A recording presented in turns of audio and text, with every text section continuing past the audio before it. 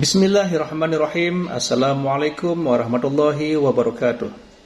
Alhamdulillahirrabbilalamin. Wassalatu wassalamu ala ashrafil anbiya'i wal mursalin Sayyidina Muhammadin wa ala alihi wa sahbihi ajma'in. Amma ba'du. Sahabat beriman yang dimuliakan Allah, syukur alhamdulillah kita bertemu lagi di channel ini. Pada kesempatan yang berbahagia ini, mari sejenak kita luangkan waktu kita untuk menyimak tausiah yang akan disampaikan oleh guru kita, Al-Ustaz Abdul Somad. Tentunya banyak sekali ilmu, hikmah, dan manfaat yang bisa kita jadikan pelajaran dalam kehidupan kita sehari-hari. Berikut ini mari kita simak bersama isi tausiah beliau. Selamat mendengarkan. Terkejut atas perlakuan Bani Israel yang hari ini sudah menjadi sebuah negara. Negara itu bernama Israel. Hari berganti, musim berubah, zaman sudah modern, tapi tingkah, pola, cara mereka bertindak sudah disebutkan dalam Al-Quran 1445 tahun yang lalu. Begitulah Allah Subhanahu wa ta'ala ingin menceritakan kepada kita. Kalau kita baca Al-Quran, fa'tabiru, ambil pelajaran bagaimana jahatnya Bani Israel. Kenapa kita dapat pahala membunuh cicak? Karena ternyata ketika Nabi Ibrahim alaihissalam dibakar, maka ketika itu cicak ikut meniup, menghembus api itu supaya semakin besar. Itulah salah satu yang disebutkan Nabi SAW. Walaupun secara medis dan kesehatan, andai ada orang tidak percaya kepada hadis, tidak percaya kepada ayat, dia tetap juga akan membunuh cicak. Karena cicak membawa materi, jari-jarinya melekat ke makanan, banyak virus. Tapi ada cerita di balik itu, bahwa dia ikut berkontribusi, walaupun hanya dengan hembusan napasnya, ikut membakar Nabi Ibrahim alaihissalam. Sementara burung pipit, ketika Nabi Ibrahim dibakar, harriquhu, nyalakan api, bakar dia. Burung pipit datang membawa setetes dua tetes air. Setetes dua tetes air yang dibawa oleh burung pipit untuk memadamkan api yang membakar Nabi Ibrahim tidak ada pengaruhnya. Lalu binatang yang lain bertanya, wahai burung pipit, untuk apa kau bawa dua tetes air memadamkan api yang bergejolak membakar Nabi Ibrahim? Kata burung pipit, aku tidak melihat efeknya, tapi aku hanya berharap ketika nanti di hadapan Allah waktu ditanya, apa yang sudah kau lakukan ketika mereka membakar Ibrahim? Aku sudah melakukan sesuatu. Ketika Nabi Musa alaihissalam membawa Bani Israel menyeberang Laut Merah, bagaimana penderitaan yang dialami oleh Nabi Musa alaihissalam? Mereka bertemu dengan sekelompok manusia yang menyembah berhala. Lalu apa kata Bani Israel meminta kepada Musa? Ya Musa, ij'al lana ilahan kama lahum alihah. Wahai Musa, buatkanlah kami Tuhan seperti Tuhan-Tuhan mereka dalam bentuk berhala. Begitulah kurang ajarnya Bani Israel kepada Nabi utusan Allah Subhanahu wa ta'ala. Hari ini sejahat-jahatnya umat Nabi Muhammad SAW, belum pernah ada yang menantang Ustadz, tolong buat kami Tuhan seperti Tuhan mereka. Andai tidak percaya kepada Ustadz, paling mereka hanya akan diam saja. Tapi kisah ini diabadikan dalam Al-Quran. Surat yang pertama Al-Fatihah, surat yang kedua Al-Baqarah. Surat Al-Baqarah bercerita tentang perjalanan Nabi Musa alaihissalam bersama dengan Bani Israel. Perjalanan mereka lanjutkan. Lalu apa kata mereka kepada Nabi Musa alaihissalam? Ya Musa, lan nu'mina laka hatta narallaha jahrah. Lan, kami tidak akan beriman percaya kepadamu hatta narallaha jahrah, sampai kami melihat Tuhan secara nyata.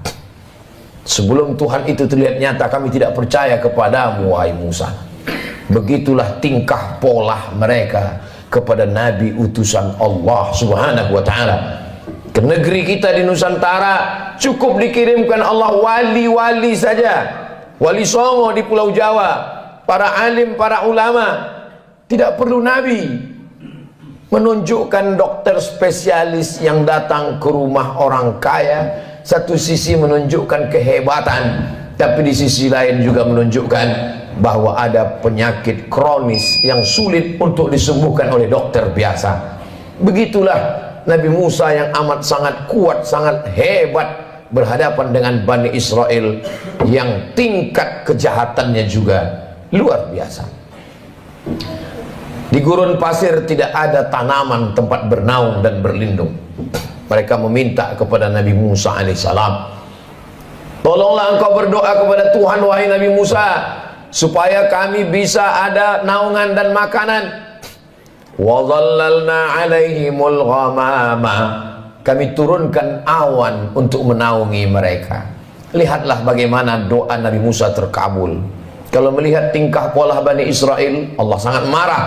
Tapi karena kelembutan Nabi Musa, wa dhallalna alaihimul ghamama wa anzalna alaihimul manna wassalwa, kami turunkan makanan yang manis dan yang asin. Yang asin sebagian ahli tafsir mengatakan panggang burung, yang manis adalah untuk cuci mulut mereka.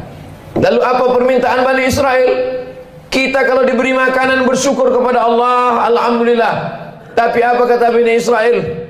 Lan nasbira ala ta'amin wahidin, kami tidak sabar kalau makanannya cuman ini. Kami minta supaya Tuhanmu menurunkan kepada kami wa fumiha wa adasiha wa basaliha, kami ingin bawang merah, bawang putih, kacang asal. Betapa kurang ajarnya Bani Israel kepada Nabi Musa alaihissalam. Dikabulkan Allah doa, tidak kepanasan, dikirimkan makanan surga, meminta makanan-makanan. Sampai Allah mengatakan, atastabdiluna alladhi huwa adna billadhi huwa khair.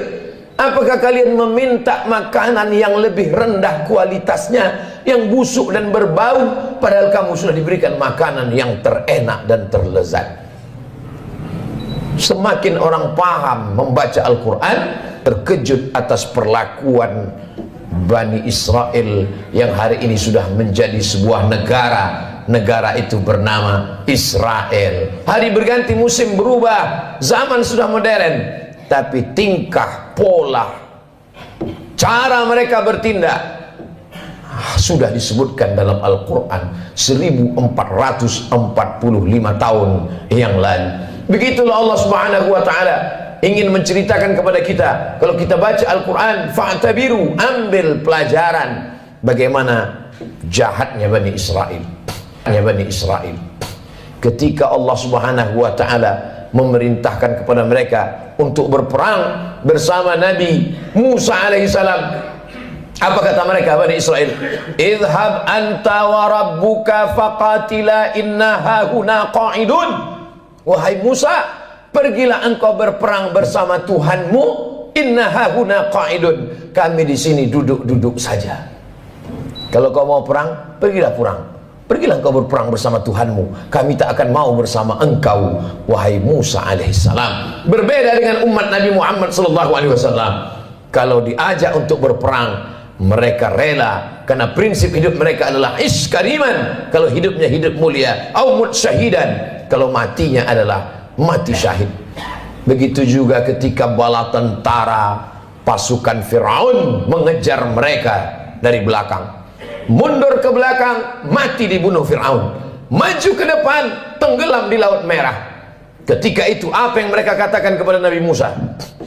Ya Musa, inna lamudrakun, kita akan tertangkap Musa, kita akan ditangkap oleh pasukan, ya ditangkap oleh pasukan Fir'aun beserta bala tentaranya wahai Musa. Ketika itu Nabi Musa menjawab, kalla, sekali-kali tidak, inna ma'iya rabbi sayahdin, aku akan selalu bersama dengan Allah Subhanahu wa ta'ala. Coba bandingkan jawaban Nabi Musa dengan jawaban Nabi Muhammad sallallahu alaihi wasallam ketika berada di dalam Jabal Sur saat akan hijrah ke kota Al-Madinah Al-Munawwarah dari kota Makkah Al-Mukarramah. Apa kata Nabi Muhammad SAW kepada sahabatnya Sayyidina Abu Bakar Siddiq. Abu Bakar ketakutan. Seandainya orang kafir musyrik itu menoleh ke bawah, la absarana, mereka akan melihat kita, mereka akan menangkap kita wahai Muhammad. Kata Abu Bakar Siddiq berdua di dalam gua di Jabal Sur. Apa kata Nabi Muhammad menenangkan Abu Bakar? La tahzan, jangan kau sedih, jangan kau takut, jangan kau cemas. Innallaha ma'ana, Allah bersama dengan kita. Nabi mengatakan kepada Abu Bakar, Allah bersama kita. Tapi Nabi Musa tidak berkata demikian. Allah bersamaku, tidak bersama kalian. Sahabat Nabi Muhammad ketakutan, Nabi Muhammad menenangkan orang ketakutan. Sahabat Nabi Musa menakut-nakuti. Maka Nabi Musa berkata, Allah bersamaku, tidak bersama dengan kalian. Segala yang diceritakan Allah dalam Al-Quran, yang selama ini orang hanya membaca tulisan di atas kertas, hari ini mata melihat, menyaksikan. Untuk peduli kepada Palestina, tidak perlu menjadi seorang Muslim, tidak perlu menjadi orang Islam, cukup menjadi manusia saja. Hari ini Allah ingin menyingkapkan tabir betapa Allah menunjukkan kebatilan. Tapi sampai masanya nanti pertolongan Allah Subhanahu wa ta'ala akan datang. Kenapa kita dapat pahala membunuh cicak? Karena ternyata ketika Nabi Ibrahim alaihissalam dibakar, maka ketika itu cicak ikut meniup, menghembus api itu supaya semakin besar. Itulah salah satu yang disebutkan Nabi SAW. Walaupun secara medis dan kesehatan, andai ada orang tidak percaya kepada hadis, tidak percaya kepada ayat, dia tetap juga akan membunuh cicak. Karena cicak membawa materi, jari-jarinya melekat ke makanan, banyak virus. Tapi ada cerita di balik itu, bahwa dia ikut berkontribusi, walaupun hanya dengan hembusan napasnya, ikut membakar Nabi Ibrahim alaihissalam. Sementara burung pipit, ketika Nabi Ibrahim dibakar, harriquhu, nyalakan api, bakar dia. Burung pipit datang membawa setetes dua tetes air. Setetes dua tetes air yang dibawa oleh burung pipit untuk memadamkan api yang membakar Nabi Ibrahim tidak ada pengaruhnya. Lalu binatang yang lain bertanya, wahai burung pipit, untuk apa kau bawa dua tetes air memadamkan api yang bergejolak membakar Nabi Ibrahim? Kata burung pipit, aku tidak melihat efeknya, tapi aku hanya berharap ketika nanti di hadapan Allah waktu ditanya, apa yang sudah kau lakukan ketika mereka membakar Ibrahim? Aku sudah melakukan sesuatu.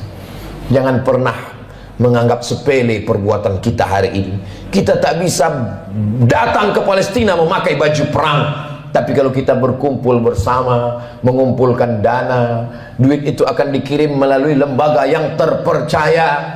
Di antaranya dompet duafa, untuk membeli susu bayi, untuk membeli selimut, untuk membuat sumur bor supaya mereka bisa makan dan minum. Maka bantuan itu sama seperti tetesan burung pipit yang memadamkan api Nabi Ibrahim alaihissalam. Jangan pernah tertawa melihat kebatilan. Kalau belum pernah bisa membela Palestina dengan nyawa, dengan harta, jangan pernah mentertawakan.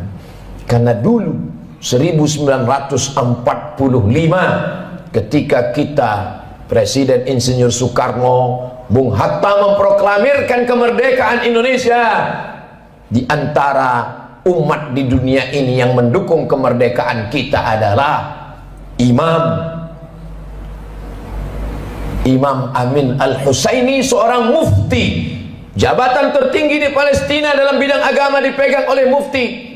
Mufti Amin Al-Husaini adalah orang pertama yang mengakui kemerdekaan Republik Indonesia. Amerika menolak kemerdekaan kita karena bersekutu, bersekongkol dengan Belanda.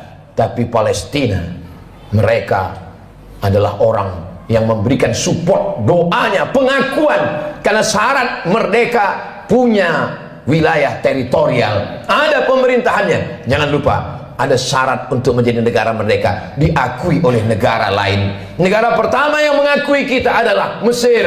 mufti pertama yang mengakui kita adalah mufti Palestina. Ketika itu mereka negara yang merdeka, Palestina sebagai sebuah negara. Saat kita merdeka 1945, Palestina negara merdeka dan mengakui kita sebagai negara. Barulah tahun 1946 orang Israel datang berduyun-duyun dari seluruh negara, merampas, mencabik-cabik, mencaplok wilayah Palestina, dan sekarang jumlah mereka di sana 5 juta orang berkumpul. Yang awalnya mereka hanyalah pengungsi, mereka tidak punya daratan, mereka tidak punya negara, tapi memang mereka penjajah yang pada akhirnya dunia mereka kuasai. Satu-satunya negara yang tak dapat mereka kuasai adalah Palestina. Dari sejak kita kecil, mata kita menatap televisi tak berwarna. Yasser Arafat memperjuangkan. Hari berganti, musim berubah. Hari ini para pejuang, kalau kita tidak bisa menolong dengan tetesan darah dan nyawa, tidak bisa dengan harta, maka dengan doa. Panjatkan doa dalam qunut nazilah, mintakan dalam tahajud supaya Allah memberikan pertolongan, karena kita akan diminta tanggung jawab di hadapan Allah Subhanahu wa taala. Man lam yatam bi amril muslimin, siapa yang tak peduli kepada kondisi saudaranya, falaisa minhum, maka tidak diakui imannya kepada Allah Subhanahu wa taala. La yu'minu ahadukum, tidak sempurna iman kamu, hatta yuhibba li akhi, sampai engkau sayang kepada saudaramu, ma yuhibbu li nafsih, seperti kau sayang pada dirimu sendiri. Subhanallah, sangat luar biasa tausiah yang sudah disampaikan oleh guru kita Al-Ustaz Abdul Somad. Sahabat beriman yang dirahmati Allah, tetaplah di channel ini karena tausiah ini belum selesai dan masih banyak lagi hal-hal menarik yang akan disampaikan oleh beliau. Tetaplah di channel ini dan mari kita lanjutkan kembali. Selamat mendengarkan. Kalau ada orang Palestina yang kehilangan anak, istri, hidup sebatang kara, bagaimana kalau itu yang kita alami? Kalau ada orang Palestina yang hancur rumahnya kelaparan, tempat makannya dibakar mereka kebunnya, bagaimana kalau itu terjadi pada diri kita? Iman kita belum sempurna sebelum kita bisa merasakan perasaan yang sama seperti yang dirasakan oleh saudara kita. Kita tidak menjadi marah membabi buta, kita tidak menjadi orang yang amat sangat keras kepada sesama, tapi justru kita menjaga persatuan, kesatuan, mendoakan, mensupport, menjadi orang yang lebih baik di hadapan Allah Subhanahu wa taala, melihat apa yang dialami oleh saudara-saudara kita. Mereka menangis bukan karena takut kepada Israel. Seorang ibu dikabarkan anaknya meninggal dunia. Lalu beberapa tentara mujahid fisabilillah menyampaikan, anak ibu meninggal dunia, gugur sebagai syahid karena dibunuh tentara Israel. Air matanya menetes, wajahnya haru. Lalu kemudian orang ramai datang memberikan takziah, menyabarkannya. Sabar ibu, anak ibu sudah syahid, jangan menangis. Lalu tak lama dia menjawab, aku menangis bukan karena sedih anakku mati, aku menangis mengapa yang mati syahid cuma satu, kenapa dulu aku tidak punya anak banyak dan semuanya mati syahid. Cita-cita anak Palestina yang tertinggi, diadakan survei lembaga internasional, mereka berikan kertas, pertanyaannya, apa cita-citamu wahai anak Palestina? Cita-cita mereka adalah ingin mati syahid. Sejak 1946 Israel datang sampai hari ini 2023. Kenapa mereka tidak pergi ke Amerika, ke Eropa, ke Australia untuk mendapatkan suaka politik? Tak bisakah mereka menempuh jalur darat? Bisa. Kenapa mereka tidak pergi? Mereka ingin mati sebagai syahid dan tidak ingin meninggalkan bumi yang diberkahi, yang disebutkan dalam Al-Quran, subhanalladzi asra bi'abdihi laylan minal masjidil haram ilal masjidil aqsa. Kalau hari ini kita merasa kasihan, sesungguhnya yang lebih layak dikasihani adalah diri kita yang tidak pernah mementingkan agama Allah, yang tidak pernah bercita-cita ingin menjadi syahid. Wa tilkal ayyamu nudawiluha bainan nas, demikianlah hari itu kami tukarkan, kami pergantikan silih berganti. Untuk apa Allah buat ada tahun lalu dan tahun ini? Untuk apa Allah buat ada Jumat yang lalu dan Jumat ini? Liya'lamallahu alladhina amanu Allah mau melihat siapa yang imannya istiqamah. Wa yattakhidha minkum syuhada. Allah ingin melihat siapa yang mati syahid. 17 Agustus bukan hanya sekedar mensyukuri nikmat kemerdekaan, tapi juga mengenang mereka yang mati syahid. Tanah yang kita injak adalah tetesan darah para syuhada. Tempat kita berjalan adalah kain kafan mereka yang mati syahid. Negeri ini merdeka karena mereka mati syahid. Siapa yang menyampaikan itu? Yang menyampaikan itu adalah para alim dan ulama. Kalau kita hari ini kasihan, sesungguhnya sisakanlah rasa kasihan pada diri kita sendiri yang belum tentu diterima Allah. Kita semua akan diminta tanggung jawab nanti di hadapan Allah Subhanahu wa taala. Salahuddin Al-Ayyubi, kalau dia ditanya Allah, apa yang sudah kau lakukan wahai Salahuddin? Salahuddin menjawab, aku sudah memerdekakan Palestina. Ditakdirkan Allah kita hidup tahun 2023. Zaman dulu kalau terjadi pembunuhan orang di Nusantara, nenek moyang kita tak tahu apa yang terjadi di Palestina. Beritanya lambat. Hari ini pembunuhan di detik ini, videonya langsung di-share dan kita bisa melihatnya. Kita diminta tanggung jawab di hadapan Allah Subhanahu wa taala. Salat kita, puasa kita, zikir kita, tapi jangan lupa kita akan diminta tanggung jawab. Apa peduli kita kepada Masjidil Aqsa, tempat Isra Mi'rajnya Nabi Muhammad SAW. Mudah-mudahan Allah mengampuni segala dosa-dosa, kekhilafan dan kesilapan kita. Kita ajarkan kepada anak-anak kita tentang peduli kepada Palestina, tentang peduli kepada Masjidil Aqsa, tentang peduli kepada agama Allah Subhanahu wa taala. Barakallahu li wa lakum fil Qur'anil azim wa nafa'ani wa iyyakum bima fihi minal ayati wadh-dhikril hakim wa taqabbala minni wa minkum tilawatahu innahu huwal ghafurur rahim. Alhamdulillahirabbil alamin. Demikian tausiah penuh ilmu, hikmah dan manfaat yang sudah disampaikan oleh guru kita Al-Ustaz Abdul Somad. Sahabat beriman yang dimuliakan Allah, terima kasih banyak sudah menyimak tausiah ini sampai selesai. Doa dan harapan saya semoga sahabat semua selalu diberikan kesehatan, dimudahkan segala urusannya dan dilancarkan rezekinya. Amin ya rabbal alamin. Demikian yang dapat saya bagikan, kurang lebihnya mohon maaf. Sampai bertemu lagi di tausiah berikutnya. Wabillahi taufiq wal hidayah wa ridha wal inayah. Wassalamualaikum warahmatullahi wabarakatuh. Setelah kita mendengarkan bersama tausiah yang sangat luar biasa dari guru kita Al-Ustaz Abdul Somad, sekarang mari kita lanjutkan aktivitas kita masing-masing. Sampai bertemu lagi di tausiah berikutnya. Selamat beraktivitas dan sukses selalu. Wassalamualaikum warahmatullahi wabarakatuh.